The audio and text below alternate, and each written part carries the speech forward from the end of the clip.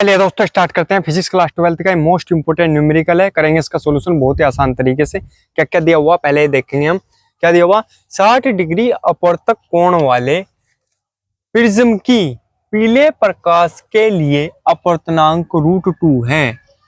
अल्पतम विचलन कोण विचलन की स्थिति ज्ञात कीजिए। किसमें क्या क्या ज्ञात करना?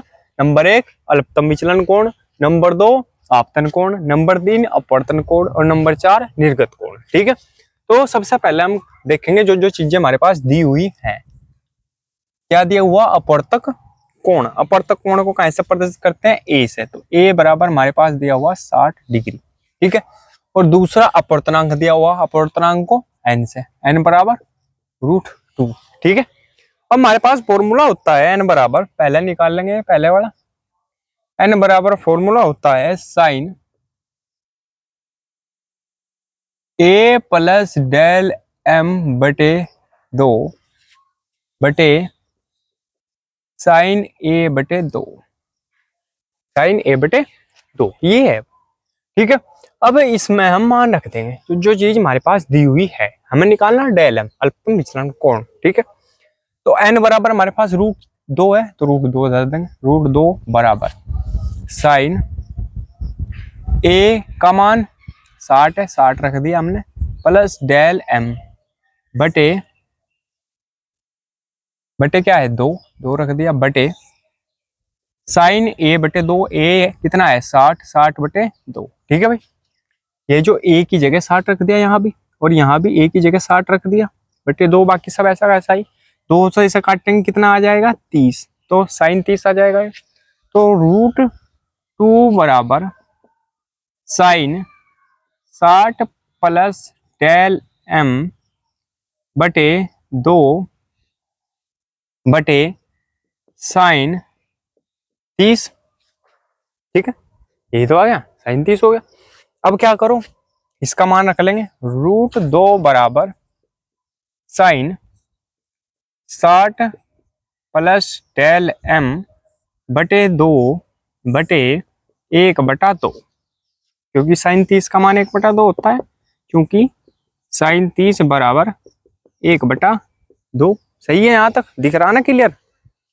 ठीक है, तो 1/2 हमने ये इसका मान रख लिया। अब क्या करते हैं, क्रॉस मल्टीप्लाई कर लो, इसकी इसमें गुणा कर लो, इसकी इसमें कर लो, या ये 2 है, वैसे भी इसके साथ ही जाना। ठीक है, कहाँ जाएगा ये? इसके साथ ही आएगा ये। ठीक है, इसकी गुणा करोगे इसमें तो इसकी गुणा इसमें कर लो। ठीक है, तो ये इसके बराबर बन जाएगा। देखो कैसे करोगे बताऊंगा। इसमें क्या करेंगे, इसकी इसमें गुणा कर ले।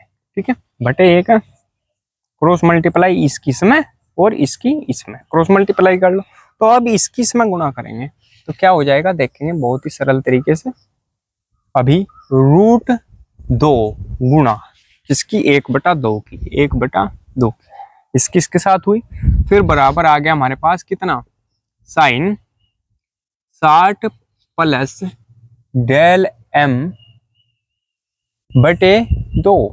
ठीक है, बटे 2, या इसे क्या लिख सकते हैं, एक काम करो, √2 की ऊपर नीचे गुणा कर दो, √2 की ऊपर नीचे गुणा कर दो, तो ये बन जाएगा 1/√2।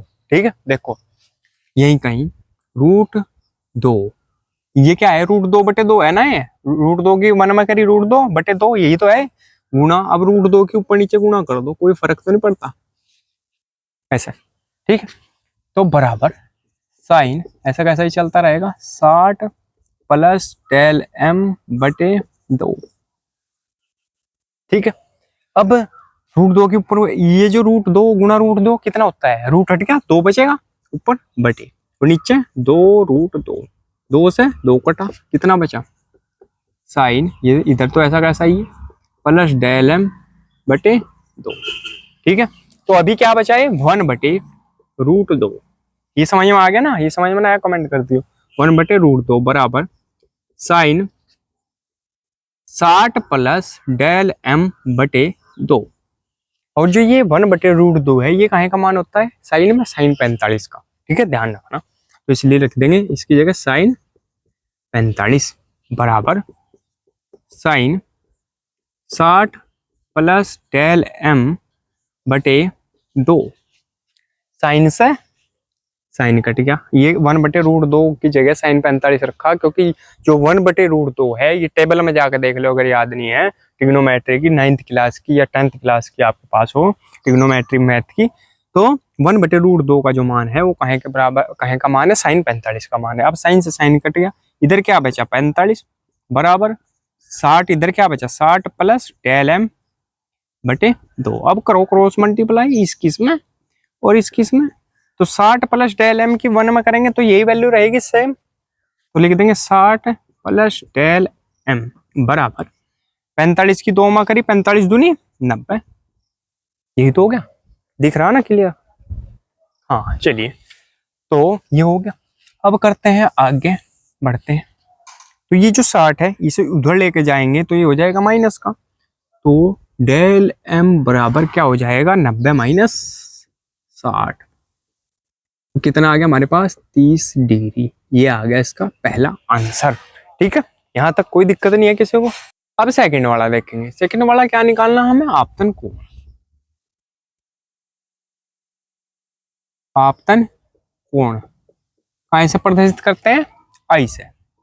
आपतन कोण आई बराबर होता है a प्लस डेल m बटे 2, ये तो फॉर्मूला है, एक बार देख लो, मैं दिख रहा ना सही, हाँ चलो ये है फॉर्मूला। अब इसमें मान रख देंगे बस, आई बराबर a का मान कितना है, a का मान हमारे पास 60 है, 60 रख दिया, प्लस डेल m का मान कितना है 30 है, 30 रख दिया बटे 2। ठीक है, तो 60 प्लस 30 कितने हो गए 90 बटे 2, 2 से काटेंगे कितना 45, तो आई बराबर आ गया हमारे पास 45। ठीक, दूसरा आंसर आ गया हमारे पास ये। अब आ जाओ तीसरे आंसर पे। तीसरा क्या है, अपवर्तन कोण। अपवर्तन कोण, तीसरा अपवर्तन कोण है ना, अपवर्तन कोण, अपवर्तन कोण ये कहाँ से प्रदर्शित करते हैं, आर से। आर बराबर होता है हमारे पास कितना a बटे 2। अब a का मान कितना है 60 बटे 2, कट जाएगा कितना आ जाएगा 30, तो एक आंसर आ गया हमारे पास ये 30। ठीक है, दिख रहा ना, एक बार देख लो, हाँ दिख रहा। ठीक है, और जो आप निर्गत कोण है ये किसके बराबर होता है, निर्गत जो कोण है वो कहीं के बराबर होता है, आपतन कोण के। निर्गत कोण कहीं के बराबर होता है, आपतन कोण के। तो फोर्थ लिखेंगे, निर्गत कोण पूछा ना, निर्गत कोण बराबर आपतन कोण। ठीक है, निर्गत कोण बराबर आपतन कोण, तो इसलिए क्या हो जाएगा, बराबर कर दो बस 45। तो आपतन कोण कितना है, क्योंकि 45, तो निर्गत कोण भी कितना होगा 45, तो एक आंसर आ गया हमारे पास ये। स्क्रीनशॉट ले लेंगे। तो दोस्तों अगर वीडियो अच्छी लगी हो तो प्लीज वीडियो को लाइक कीजिए, कमेंट कीजिए और हमारे चैनल को सब्सक्राइब कीजिए और घंटी का बटन भी दबा लीजिए, जिससे आपको हमारी वीडियो की नोटिफिकेशन सबसे पहले मिल सके। मिलते हैं अगली वीडियो में, तब तक के लिए धन्यवाद।